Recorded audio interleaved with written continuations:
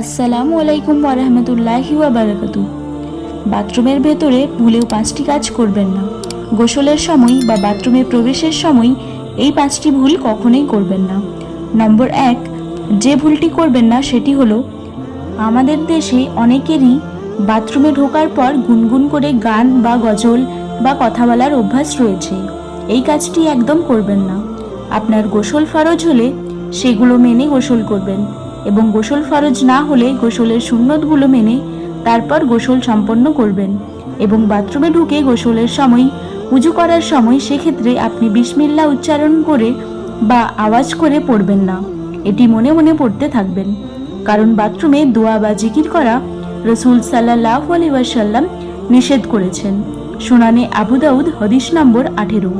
নম্বর 2, ভুলটি হলো দোয়া পাঠ না করা।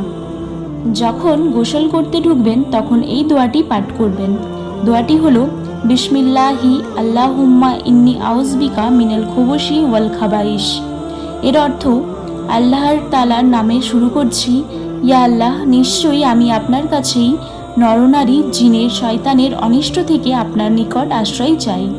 সহিহ মুসলিম হাদিস নম্বর 375।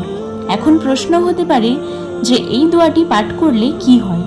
আমাদের প্রিয় নবী রাসূল সাল্লাল্লাহু আলাইহি ওয়াসাল্লাম বলেছেন, জিনেরা টয়লেটের মধ্যে, ময়লার মধ্যে বা দুর্গন্ধযুক্ত জায়গার বেশি থাকে।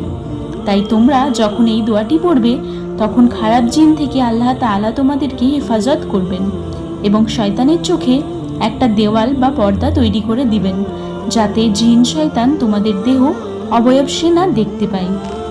সহিহ বুখারী হাদিস নম্বর 142। আর যেহেতু আমরা আল্লাহ তাআলার কাছে দোয়াটির মাধ্যমে আশ্রয় চেয়েছি, সুতরাং এই দোয়াটি পড়লে গোসলখানায় থাকা দুষ্ট জিন, শয়তান আপনার কোনো ক্ষতি করতে পারবে না। এবং আপনার যদি গোসলখানায় টয়লেট, প্রসাব, পায়খানা করার প্রয়োজন হয় তখন শয়তান ও দুষ্ট জিনেরা আপনাকে দেখতে পাবে না।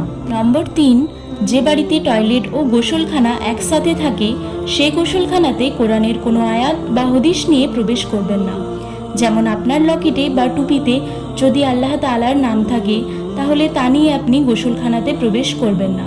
এছাড়া আপনার আংটিতে যদি আল্লাহ তাআলা ও তার রসুলের নাম থাকে তাহলে ওই আংটি নিয়ে টয়লেটে ঢুকবেন না। তবে হ্যাঁ, যদি এমন গোসলখানা হয় যেখানে কোনো টয়লেট নেই, শুধু গোসলখানা, সেখানে কোনো অসুবিধে নেই, আংটি, লকেট কিংবা টুপি নিয়ে ঢুকতে পারেন। নম্বর 4 হলো, উলঙ্গ হয়ে গোসল করবেন না। উলঙ্গ হয়ে গোসল করলে এর ফলে যে বিপত্তি ঘটতে পারে সেটি হলো, উলঙ্গ হয়ে গোসল করলে লজ্জা কমে যায়, আর যার লজ্জা কমে যায় তার আস্তে আস্তে ঈমান দুর্বল হয়ে যায় এবং সেই ব্যক্তির চারিত্রিক নূর কমে যায়। ফলে সে ব্যক্তি যে কোনো গুনাহাতে অতি তাড়াতাড়ি লিপ্ত হয়ে যেতে পারে। এতে পরবর্তীকালে সেই গুনাহকে ভয় করে না। নম্বর 5 হলো, টয়লেটে ঢুকে কোরআন তেলাওয়াত বা জিকির করবেন না। যে বাড়িতে টয়লেট এবং গোসলখানা একসাথে, সেই গোসলখানার মধ্যে ঢুকে কোনো জিকির করবেন না। এইরকম ইসলামিক ভিডিও পেতে চ্যানেলটি সাবস্ক্রাইব করুন।